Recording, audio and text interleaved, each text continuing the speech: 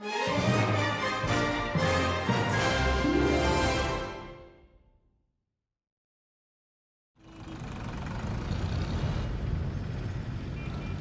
جو مناظر دیکھ رہے ہیں اس کا تعلق آثار قدیمہ کی کھدائی سے نہیں ہے، یہ پاکستان کا ایک خوبصورت شہر ہوا کرتا تھا پشاور، اس کی داستان ہے۔ اگر آپ کا تعلق کے پی کے سے ہے تو یہ مناظر آپ کو فیملیئر لگیں گے۔ اگر آپ خیبر پختونخوا پشاور کے راستے جاتے ہیں تو آپ کو نظر آتا ہوگا کہ پشاور کا کیا حال کیا ہے۔ یہ بس ریپڈ ٹرانزٹ کا جو منصوبہ ہے BRT، اس کا شاخسانہ ہے۔ آج کے ڈان کے اندر ایک انتہائی پریشان کن اور ڈیمننگ رپورٹ شائع کی گئی ہے جو انسپیکشن ٹیم کی تحقیقات پر مبنی ہے، اور اس رپورٹ کے مطابق لوگوں کے پیسے کے ساتھ پشاور BRT کے اندر کھلواڑ کیا گیا، اور بدترین قسم کی پلاننگ، بدترین قسم کی کرپشن اور واضح ثبوتوں کے ساتھ یہ رپورٹ مرتب کی گئی ہے، جس میں بتایا گیا ہے کہ اس منصوبے نے لوگوں کے مال، لوگوں کی جان، لوگوں کی عمومی زندگیوں کے ساتھ کھلواڑ کیا ہے۔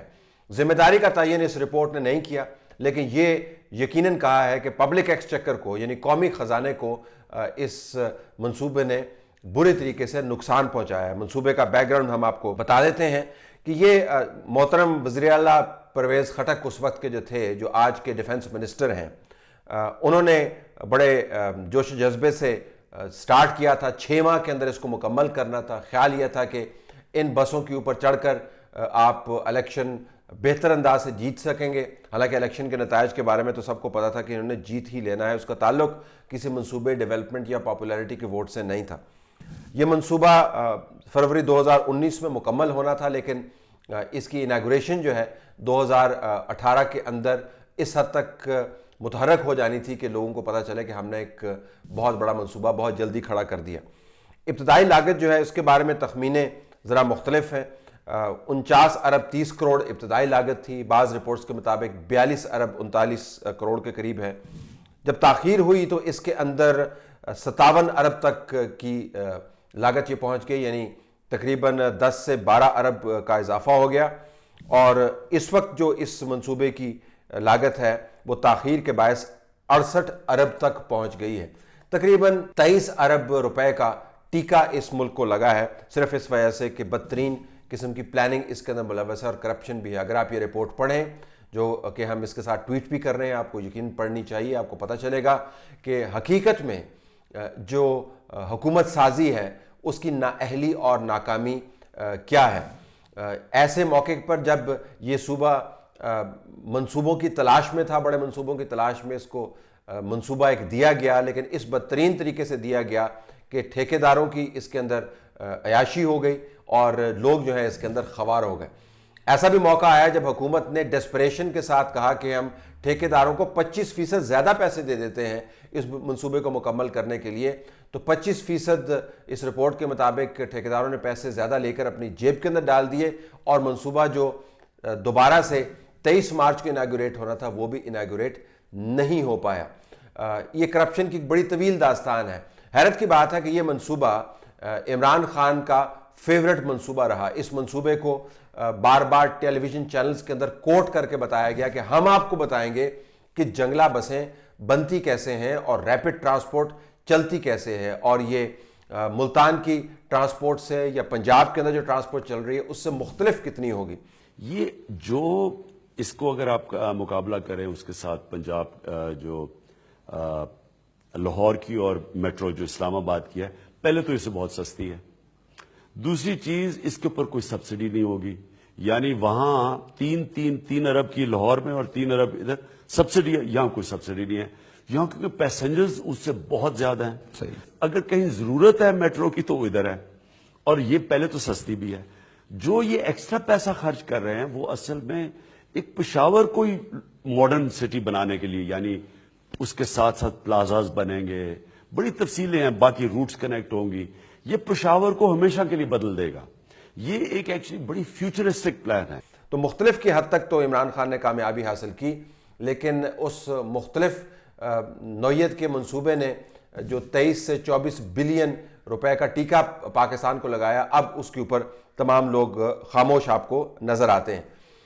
جو میٹرو کی بسز ہیں جنہوں نے اس میٹرو روڈ کے اندر چلنا تھا وہ روڈ بن نہیں پائی, جہاں پر بنی وہاں پر روڈ چھوٹی تھی اور بسیں بڑی تھیں, دوبارہ سے ان کو کھود کے وہ رپورٹ کے مطابق روڈ جو ہے وائڈن کرنا پڑی. بعض جگہیں ایسی بھی تھیں جہاں پر پشاور کی خوبصورتی کا اور درخت لگانے کا منصوبہ برابر میں کھڑا کر دیا, ایک طرف سے کھدائی کر رہے ہیں, دوسری طرف سے خوبصورتی کا منصوبہ بھی چلا رہے ہیں. آپ کو پتہ چلے گا کہ حقیقت ٹویٹر کے فسانوں سے کتنی مختلف ہے. یہ ویڈیو جب آپ دیکھیں گے تو آپ محظوظ بھی ہوں گے. جو بسیں اس ریپڈ ٹرانسپورٹ کے کوریڈور کے اندر چلنی تھی اب وہ جی ٹی روڈ کے اوپر چل رہی.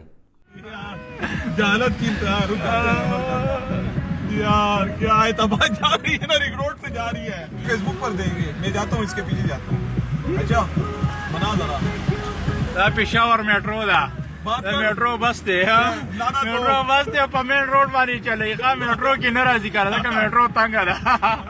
لعنت شه په پاریس خټک, ای پاریس خټک ته کتلی و هغه رنګ روډي جوړ کړ پاریس خټک. یہ دیکھ بسونه دي چې پاریس خټک خو پینے دي.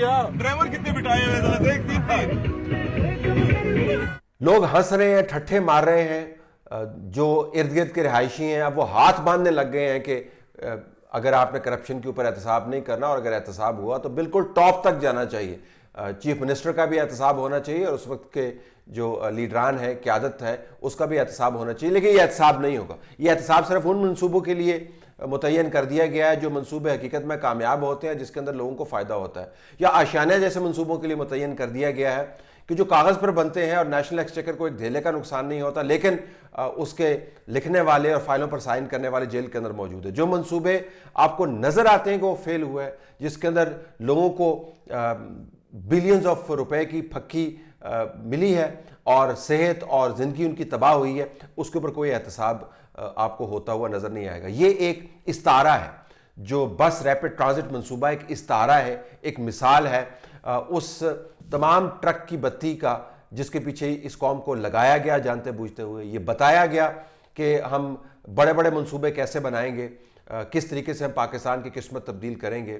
جو لوگ ایک روڈ نہیں بنا پائے وقت کے اوپر اور جس کے اندر 23 بلین کی پھکی لگ گئی, پاکستان کو از سر نو وہ کس طریقے سے ٹھیک کریں گے. ہم آپ کو یہ بتائیں کہ پر کلومیٹر چارج جو ہے اس وقت اس روڈ کا 230 بلین روپے ہے. 230 بلین روپے کا 1 کلومیٹر پشاور ریپڈ ٹرانسپورٹ کا اس وقت اس قوم کو پڑ رہا ہے, اور ہمیں بتایا جا رہا ہے کہ ملک کس اچھے طریقے سے چل رہا ہے. منصوبہ آپ کے سامنے ہے, اس کی ناکامیاں آپ کے سامنے ہیں, جو لوگ ذمہ دار ہیں وہ آپ کے سامنے ہیں, لیکن احتساب نہیں ہوگا کیونکہ اس ملک کے اندر اصل احتساب کی کوئی گنجائش موجود نہیں ہے. سیاست کے ذریعے آپ احتساب کر سکتے ہیں, ریاست کی سیاست کے غلبے میں آپ احتساب کو رکھ سکتے ہیں, لیکن حقیقی فیلئر کا احتساب اس ملک میں نہیں ہوگا.